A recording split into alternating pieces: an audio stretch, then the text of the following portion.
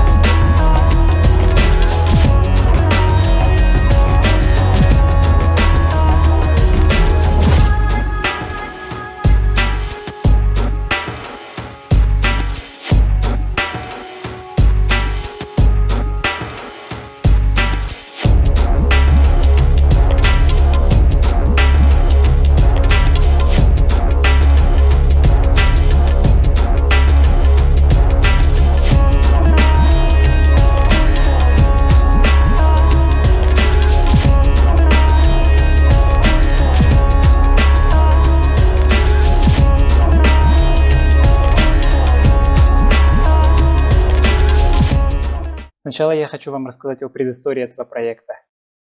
Далекий 1997 год. Мне было 7 лет. Я жил в деревне в Башкирии с населением 200 человек, окруженной лесами. И раньше у нас не было дисков, были VHS-кассеты, такие вот черные пластиковые большие кассеты. И мы ходили от соседа к соседу со своими кассетами и обменивали свои кассеты на их, чтобы посмотреть какие-то новые фильмы. И мне попался фильм под названием «Нирвана». Этот фильм как раз вышел в 1997 году. Главную роль в ней исполнил Кристофер Ламберт, который играл Лорд Рейдена в первом Mortal Kombat. «Нирвана» — это культовейший фильм, классика. Это какой-то андеграундный фильм, мало кто о нем знает, мало кому он нравится. Вот, но это просто шикарный фильм. Этот фильм, можно сказать, предвосхитил создание «Бегущего по лезвию».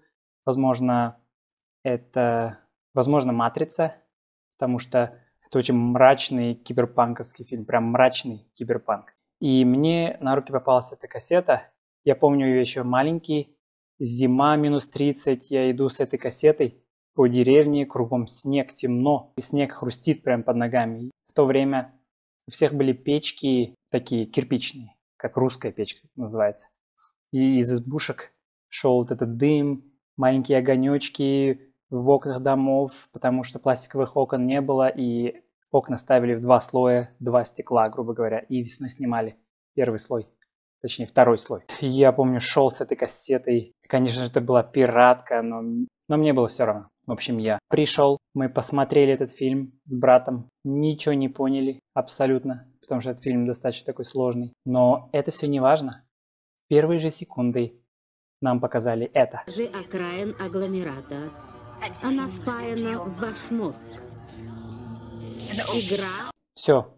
Эту барышню больше в течение фильма не покажут, потому что это, видимо, какая-то заставка самой вот этой вот системы. Это все было неважно, потому что вот этот образ моментально впечатался в мой мозг. Я так впечатлился, я еще тогда был маленький пацан, без насмотренности. Я очень впечатлился этим образом, и он буквально впечатался в мой мозг. И через 27 лет пронес данный образ через всю свою жизнь, и у меня как будто бы появилось негласное обязательство перед вот этим образом. И когда я научился делать 3D, когда я начал учиться, я поставил себе цель, что более-менее, когда наберусь опыта, я сделаю ее 3D-фигуру. Я это сделал, почувствовал какое-то огромное облегчение. Бывает ли у вас такое, что какой-то 2D-концепт настолько вас впечатлил, что вы не можете перестать думать о нем? И вот он вас преследовал. В конце вы сделали эту модель и получили огромное удовлетворение. Вот, теперь пробежимся по техничке. Технически ничего особенного. Изначально я хотел сделать хайпольку, волосы в Xgene, покрасить в ZBrush также и просто закинуть в Marmoset и сделать рендер. Но я подумал и понял, что те возможности, которые дает Substance Painter, они просто несравнимы с Polypaint. Тоже подповерхностное рассеивание, миллион слоев, можно каждый в любой момент регулировать. Это вообще огромная мощь.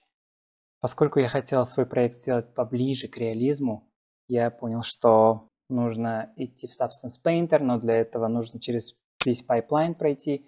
Я ретопал, я запекал карты. Волосы у меня не hair cards, но просто гайды. Пайплайн не игровой. Но, как я уже сказал, это все было неважно. Цель была завершить данный проект. Потому что я помню, что каждый раз, когда я выбирал 2D-концепт, вот этот образ у меня всегда вот где-то в затылке вот стоял и говорил, вот я есть этот образ, делай мою 3D-фигурку. Надеюсь, что работа понравилась и вам. Да, у меня есть небольшая просьба для вас. Под этим видео есть ссылка на ArtStation. Было бы круто, если бы вы прошли по нему и поставили лайк. Хочу попробовать продержаться в топах, попасть в топы и продержаться хотя бы минут 15. Было бы классно. Но это не обязательно. То есть я не хочу, чтобы вы думали, что я сейчас клянчу у вас лайки. Да, сейчас я буду думать над следующим проектом. Show must go on, как говорится. Все, пока.